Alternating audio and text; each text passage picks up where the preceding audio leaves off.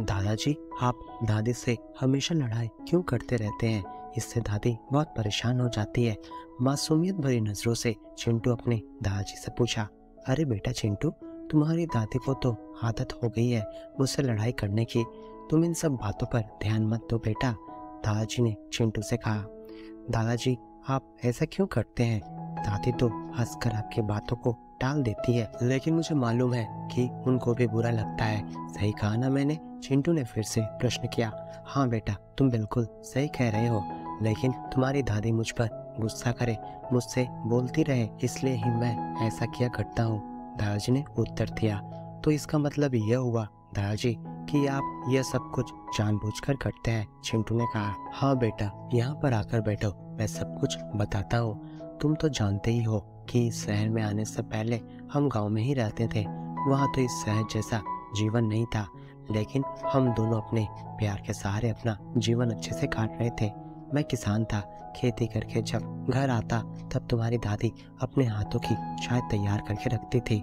उस समय हमें किसी की जरूरत नहीं महसूस हुई। तुम तो जानते ही हो कि तुम्हारे पिता हमारे एकमात्र संतान है। उसे मैं शहर पढ़ाई करने के लिए भेजा था और पढ़ाई पूरी करने के बाद वहीं पर नौकरी करने लगा।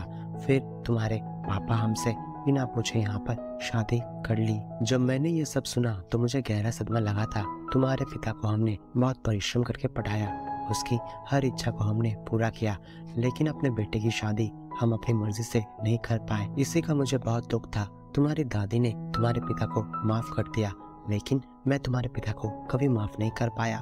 मुझे लगा कि अब हम दोनों अकेले हो गए हैं। तुम्हारी दादी को तुम्हारे पिताजी की बहुत याद भी आती। तुम्हारे पिताजी ने हमें शहर आने के लिए बहुत बार कहा, लेकिन मैं अपने गुस्से के कारण नहीं आया और तुम्हारी दादी मेरी वजह से नहीं आई। मैं तुम्हारी दादी से कहता रहा, तुम चली जाओ वसुधा अपने बेटे के पास, मेरी वजह से इस गांव में क्यों रुकी हो? तुम्हारी दादी कहती, नहीं जी, मैं आपके बिना वहाँ शहर जाकर क्या करूँगी? कभी अकेले रही हूँ क्या जो आपको यहाँ पर छोड़कर चली जाऊँ?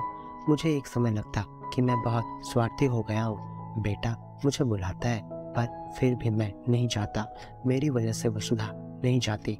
लेकिन बेटा, मैं बचपन से गांव में पला बड़ा हूँ, गांव में रहा हूँ, मैं वहाँ शहर में कैसे रह पाता? और फिर मेरा गुस्सा जो था तुम्हारे पिताजी पर, तुम्हारे पिता ने मुझसे माफी भी मांगी। बाबूजी, मुझसे गलती हो गई है, हमें माफ कर दीजिए और हमारे साथ आप शहर आकर रहिए। तुम अपनी माँ को ले जा सकते हो, पर मैं तुम्हारे साथ में नहीं रहूंगा। यह सब कहकर मैं उसे टालता रहा। उम्र बढ़ने के साथ साथ तुम्हारी दादी की तबीयत खराब रहने लगी। तुम्हारे पिता और माता देखने के लिए चले आते। तुम्हारे स्कूल की वजह से वो लोग ज्यादा दिन तक यहाँ पर रुक नहीं पाते थे। अब तुम्हारी दादी को ये डर खाने लगा था कि उसके इस दुनिया से चले जाने के बाद मेरा ध्यान कौन रखेगा, और इस कारण उनकी हालत और बिगड़ती गई। जब डॉक्टर को दिखाया गया तो उन्होंने तुम्हारी दादी को शहर ले जाने की सलाह दी, क्योंकि तुम्हारी दादी मानसिक अवसाद में जा चुकी थी और मैं अपनी आंखों के सामने अपनी वसुधा को जाते नहीं देख सकता था। इसलिए मैं अपनी जिद छोड़कर यहाँ शहर आ गया। डॉक्टर ने मुझसे कह दिया था कि तुम्हारी दादी से हमेशा बोलते रहने को, उन्हें चुप न रहने देने के लिए, उन्हें बस खुश रखने के लिए। इसलिए ही मैं इनको छेड़ता रहता हूँ, जिससे कि तुम्हारी दादी मुझसे बोलती रहे, हमेशा मेरे साथ खुश रहे। वाह दादाजी, मैंने तो प्यार के बारे में बहुत कुछ सुना है, पर आपके प्यार में त्याग, समर्पण देखकर मैं समझ गया हूँ कि किसी ने सच ही कहा है कि सच्चा प्यार कभी स्वार्थ के लिए नहीं होता। प्रेम कभी स्वार्थी हो ही नहीं सकता। एक दूसरे को समझना, उसकी इच्छा का मान रखना ही प्यार कहलाता है।